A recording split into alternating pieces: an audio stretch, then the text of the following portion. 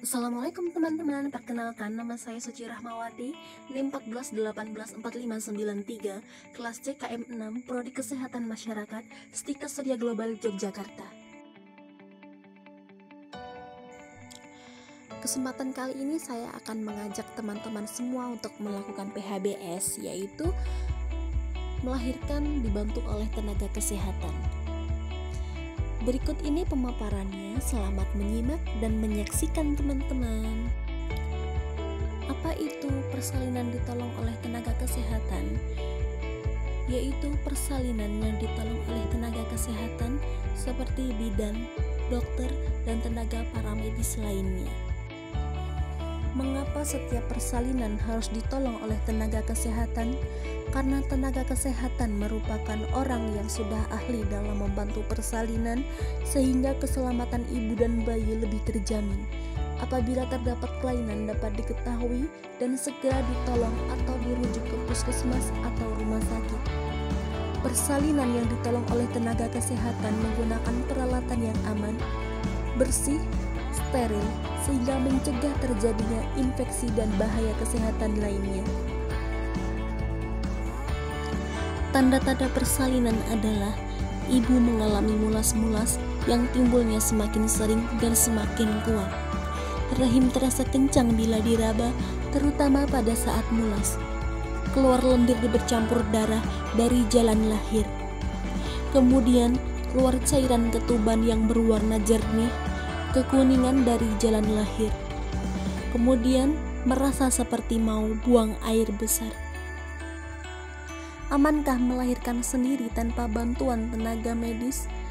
Ada beberapa resiko yang terjadi jika melahirkan sendiri tanpa dibantu oleh tenaga medis. Yang pertama, pendarahan postpartum. Hal ini tidak dapat dihindari, tetapi dapat dikontrol agar tidak kehilangan darah yang mencapai jumlah yang membahayakan untuk ibu dan bayi. Pendarahan setelah persalinan dilakukan oleh tenaga penolong dengan mengevaluasi adanya trauma pada jalan lahir dan pemberian obat untuk memperkuat kontraksi uterus. Selain itu, retensi plasenta, yaitu kondisi plasenta yang tidak dapat dikeluarkan atau tersisa di bagian dalam rahim yang gak bisa dapat menyebabkan pendarahan tidak berhenti.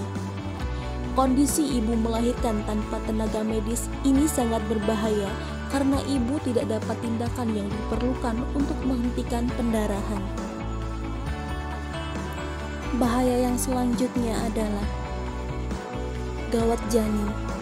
Gawat janin merupakan hal selanjutnya yang bisa terjadi yang mengancam nyawa si kecil.